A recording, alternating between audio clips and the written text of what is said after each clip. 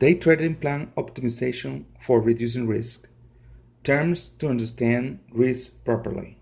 It is very important for a trader to understand each term related with measuring risk.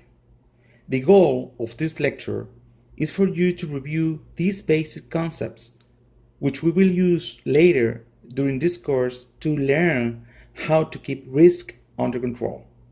Let's begin. Point value and tick size. It is vital for measuring risk when trading a futures contract to know its specifications. Point value and tick size is an information you need to know to calculate the risk in each trade. The tick is the minimum fluctuation in price allowed for a futures contract during a trading session. Each tick represents a certain dollar amount in terms of price movement. Let's see.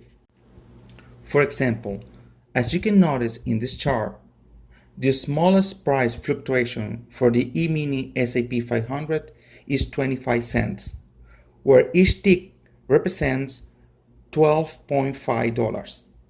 Since the ES tick size is 0.25, 1 point will be equal to 4 ticks, or a value of $50. Now, let's take a look at a very important factor that can make a huge impact in your profitability: commissions to be paid to brokers. Commissions. Per side cost is a transaction cost associated with one leg of a futures transaction, either the opening or the closing of a position. Per side costs are quoted on per side per contract basis. If, for example, a broker quotes you $1.25 per side cost to trade an E-mini S&P 500 contract, then your round-trip cost will be $3.50 to both open and close the position. Overtrading can lead to paying a lot of money in commissions, affecting a trader's bottom line. A trader must be selected to only trade with the highest possibilities of a winning outcome, reducing paying multiple commissions at the same time. We will learn more about this topic later in this course. Performance bond, initial and maintenance margins. Performance bonds, also known as margins, are deposits held at the Chicago Mercantile Exchange to ensure that clearing members can meet their obligations to their customers and to CME clearing. Performance bond requirements vary by product and market volatility. Initial margin is the margin that market participants must pay when they initiate their position with their clearing firm, whereas maintenance margin is the minimum level at which market participants must maintain in their account over time. Let's see where to find this information. As you can see on this table, initial margin equals 110% the maintenance margin.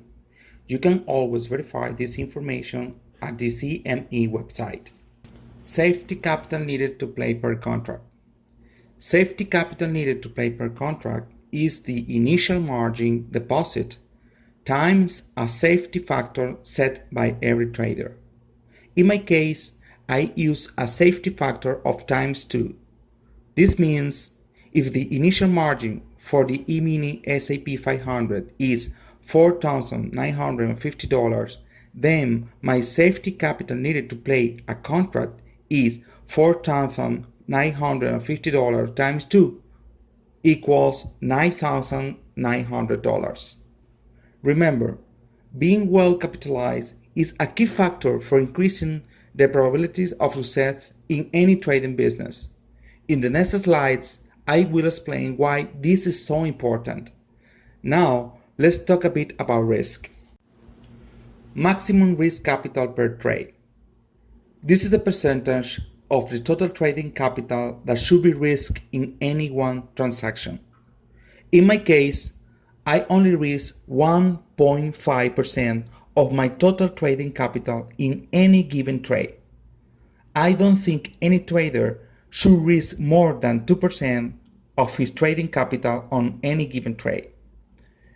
If a trader sticks to 1 to 2% maximum loss guideline, his chances of staying in the game are greatly increased because it will take many consecutive losses to wipe him out, and he will have more money-making opportunities available to him.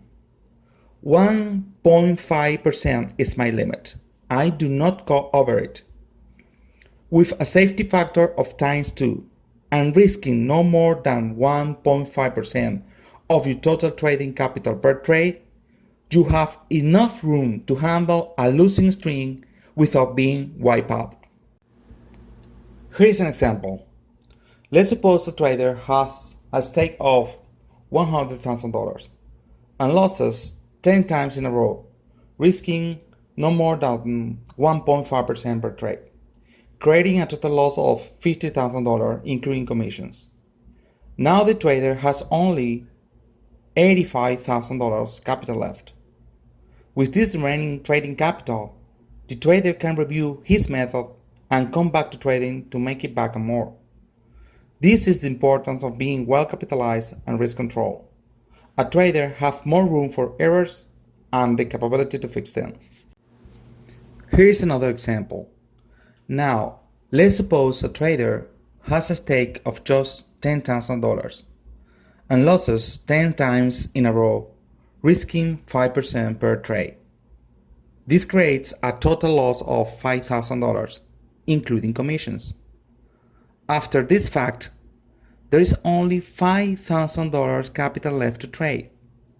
The trader has lost 50% of his trading capital, and with the remaining $5,000, it's almost impossible to continue trading the E-mini S&P 500. The trader is doomed. Maximum risk capital per trade. Summary. The point here is you have to be well capitalized along with using risk control techniques to stand a chance trading the financial markets. I will teach you the techniques needed to control risk trading any financial instrument, including the E-mini S&P 500. Initial capital for the month. This is the capital that I have in my trading account at the beginning of each month. This figure will remain the same for the rest of the current month and only will be updated at the first day of every month. This parameter is used to calculate the total cutoff point. I will explain it later. Capital in account up to date. This is the total trading capital available at any given day. This amount must be updated daily before the market opens. We will use this number to calculate risk parameters. For example, you need this number to know your cut-off point for the day. Let's see. Cut-off point for the day. This is the total trading capital a trader is willing to lose during any given day. Once this limit is reached, a trader needs to stop for the day to evaluate his trades and overall market conditions. First, it is important to keep yourself away from the computer to take a rest. Then, you will evaluate the trades to fix any problems. I set my cutoff point for the day at 3% of my total capital in account up to date. You have to honor this parameter. Total cutoff point.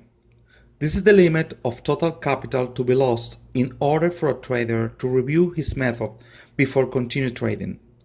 I set my total cutoff point at 50% of my initial trading capital for the month. You also have to honor this parameter.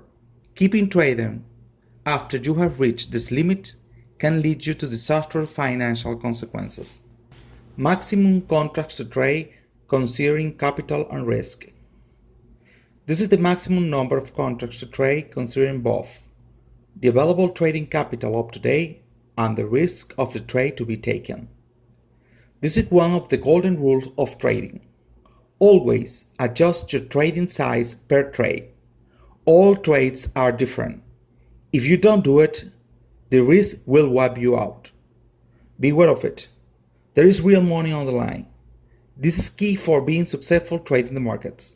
Please Do not overlook this factor. Price limits. Price limit is the largest price change allowed for a given futures contract in a single day, as set by the exchange, also called maximum price fluctuation. Trading limits may be expanded during periods of unusually high market activity.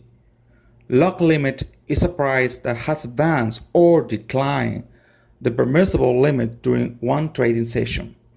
It is also called limit move.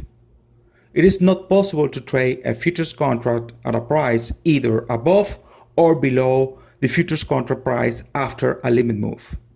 That said, every trader entering the market with a futures trading position needs to know there is a small possibility of a market moving against his or her position by the daily limit. That's just a fact of futures trading that trader must accept. Limit moves in futures markets do not occur often, but you should know where they are just in case. These levels are updated every day. You can find these levels values at the Chicago Mercantile Exchange website. Risk versus reward. The risk versus reward relationship is used to assess profit potential of a trade relative to its loss potential. In order to attain the risk reward of a trade, both the risk and profit potential of a trade must be defined by the trader. The potential profit for the trade is the price difference between the profit target and the entry price. I like to find trades with a minimum of 1 to 3 potential payoff. The higher the better. This means that I'm going to risk 1 point to win 3 points. Veteran traders are always looking for this kind of trades. A big part of optimizing risk control into your trading plan is to make trades that have a good mix of risk and reward. All these terms we just covered are key components of a system for controlling risk. Well understood and used will be the difference between failure and success.